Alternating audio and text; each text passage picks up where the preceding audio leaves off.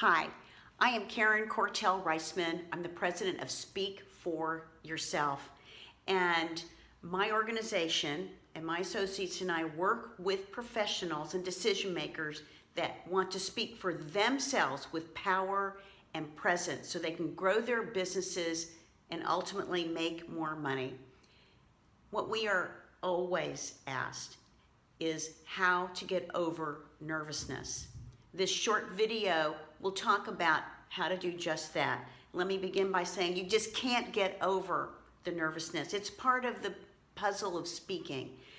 But I always say that adrenaline equals energy. So you want some of that nervousness. You just want it to work for you and not against you.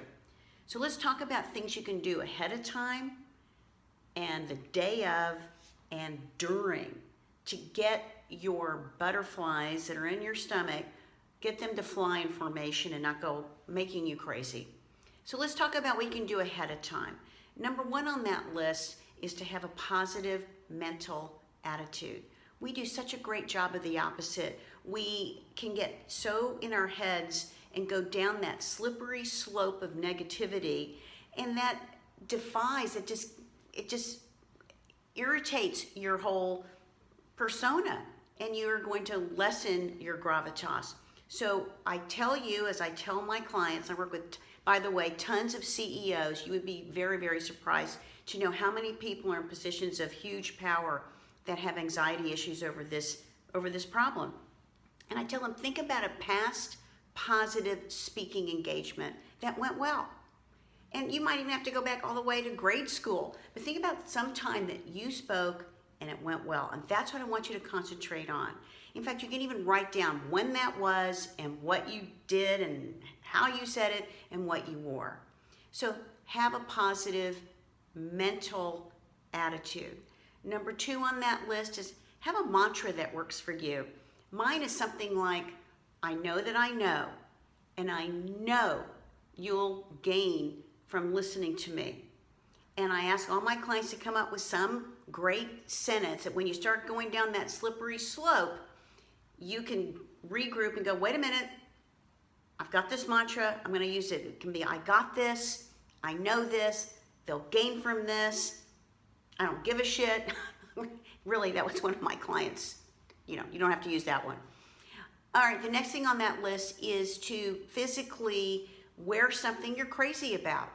And this can be so helpful. Just have on something that is appropriate for the occasion, that you like, that you feel good in. Next on that list is do some pre-work on who your audience is. This is so important for many different reasons when you communicate with others. You want to meet the harbor. If you're the ship and everybody you're talking to is the harbor, it is rarely the harbor's fault if something goes wrong. So know who they are. Know the elephants and the sharks. The elephants are there elephants in the room?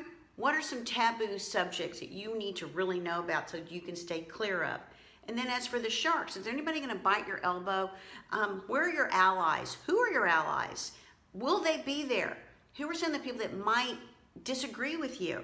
If you get those ideas and concepts and taboo subjects in place ahead of time, you will be more comfortable and your confidence will rise.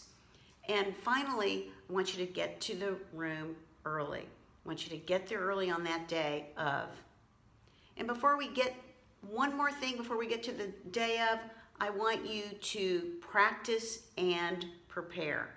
And those are things that we work with our clients on. We have a way of preparing you.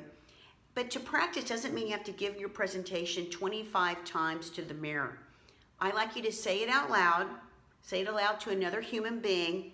And if it's really a long presentation you're coming up with, like it's like a 6-hour all-day deal, you're not gonna wanna practice that whole thing ahead of time, but you can practice the beginning, which is crucial. You can practice the ending, which is also crucial, and practice your transitions along the way. Our next video will cover what to do the day of.